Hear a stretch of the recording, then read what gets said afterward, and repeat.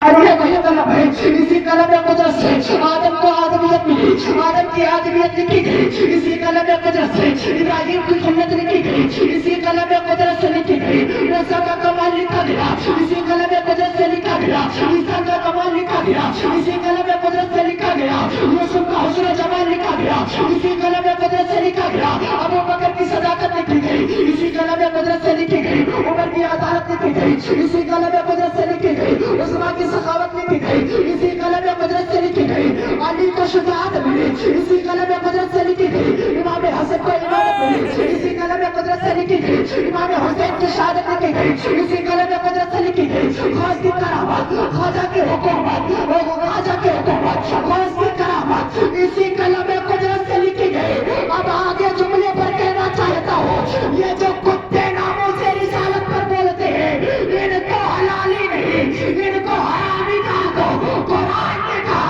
آخری آیت میں اُتل بازدالی کا صدیب کہا اور فرمایا محبوب انہیں بتا دو جو میری شان میں گستاخی کرے گا وہ حلالی نہیں بلکہ حرام۔ نعرہ تکبیر، دونوں ہاتھوں کو اٹھا کے بتاؤ، نعرہ تکبیر، نعرہ رسالت، علماء اہل سنت، مسلک اعلیٰ حضرت، نعرہ تکبیر، نعرہ رسالت۔ محبوب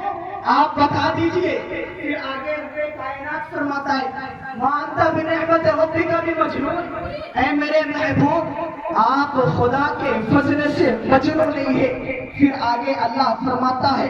رب کائنات فرماتا ہے محبوب تمہاری شان بتائی جائے گی، تمہارا کمال بتایا جائے گا۔ وقت مختصر کر کے اپنی گفتگو میں مکمل کرنا چاہتا ہوں۔ میرے نبی نے بلایا، آپ کو بتاؤں وہ گستاخ جس نے میرے مصطفیٰ کو مجنون کہا، جس کا نام ولید ابن مغیرہ ہے، مصطفیٰ نے بلایا، بلانے کے بعد اس میں 10 کمیاں بتائی، 9 کمیاں تو وہ خود جانتا تھا، 10ویں کمی جب مصطفیٰ نے فرمایا، مصطفیٰ فرماتے تیرا نطفہ صحیح نہیں ہے، تو حلالی نہیں ہے۔ وہ ننگے پاؤں دوڑتا ہے، اپنی ماں کے پاس جاتا ہے، جانے کے بعد گردن پر تلوار رکھ کر کے کہتا ہے ماں یہ بتانا کیا یہ بات سچ ہے؟ وہ محمد جو اس طرح کی باتیں کر رہا ہے، اس کی ماں کہتی بیٹے گردن سے تلوار کو ہٹا، پھر اس کے بعد بات کر۔ اس کی ماں کہتی بیٹے کے بابا تو محمد کا کلمہ نہیں پڑھتا ہے، محمد کی باتیں نہیں سنتا ہے، تو محمد کو جانتا نہیں ہے، لیکن یہ بتا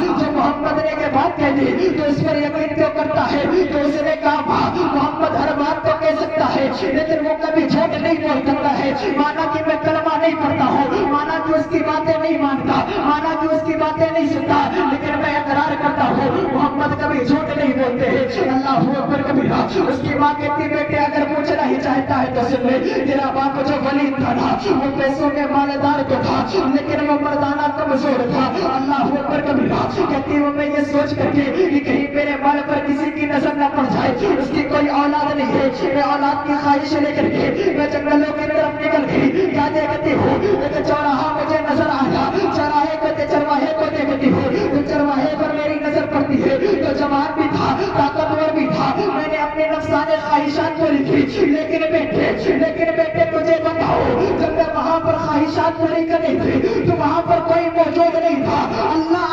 پھر اس نے اقرار کیا کہ یہ کوئی عام نہیں ہے بلکہ غیب کا نبی ہے، غیب کی خبر رکھنے والا ہے۔ میرے امام نے قلم توڑ دیا، میرا امام کہتا ہے اور کوئی غیب کیا تم سے ملا ہو بھلا جب نہ خدا ہی